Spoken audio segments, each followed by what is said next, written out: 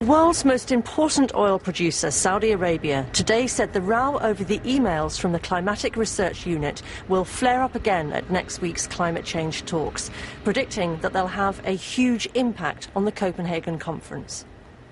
He told the BBC that many developing countries share his views about ClimateGate, as he calls it, and that the climate scandal is sending a wake-up call to the international community. In an email to the BBC, he seems to be stepping back to the days when Saudi Arabia denied man-made warming exists. It appears from the details of the scandal that there is no relationship whatsoever between human activities and climate change. Most climate scientists strongly disagree with that. They point to indirect evidence such as reduction in Arctic sea ice, retreating glaciers, rising sea levels and shifting patterns in the seasons. They also point to two other data sets which reach the same conclusions as the Climate Research Unit on temperatures, using independent observations and analysis. Today, the university announced an inquiry into the furore. We asked the Vice-Chancellor about the Saudi intervention. He's said that in his view, this whole furore will have an impact on the conference. Well, in my view, one of the reasons for having a review is to speed so that we all know exactly what of those allegations stand and which fall. I understand that some climate scientists are suggesting to government that the situation is potentially so damaging that they'd like to see the UK global temperature record reanalysed from scratch to clear the air.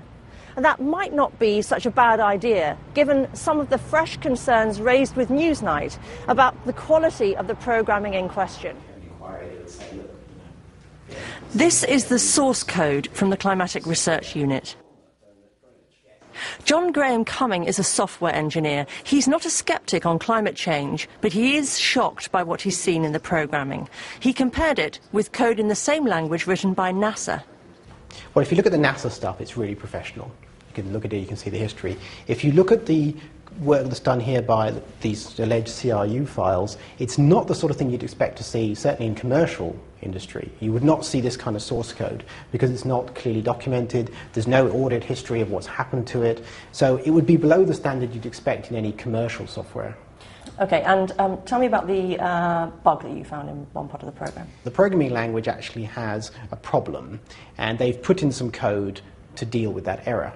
Unfortunately, in doing so, they've introduced another error, and the upshot of this is that if the error occurs, the underlying error occurs, they will skip over data that they're trying to plot without any warning to the end user. So in some senses, data in here is being lost. There are also plaintive comments by one of the programmers at the University of East Anglia trying to grapple with the software. And so in here he says some things like, something's very wrong, it's my programming ability, isn't it? And once again, it's further confirmation that my abilities are below what is required here. In fact, the programmer is disarmingly frank. He goes on, yep, my awful programming strikes again. So if you were betting billions or trillions of dollars on the basis of this code, is that something you'd be comfortable with? I don't think I would be comfortable with that because it's not obvious what it's doing and why it's doing it, and that needs to be made clear. An amateurish approach over programming doesn't necessarily undermine the unit's final results, and the government told us tonight that there's not currently a case for reanalysis of the data. But the university review announced today, chaired by a former civil servant chosen by the university itself, won't report until next spring, not soon enough perhaps to stop the Saudis or others using the row as ammunition at Copenhagen.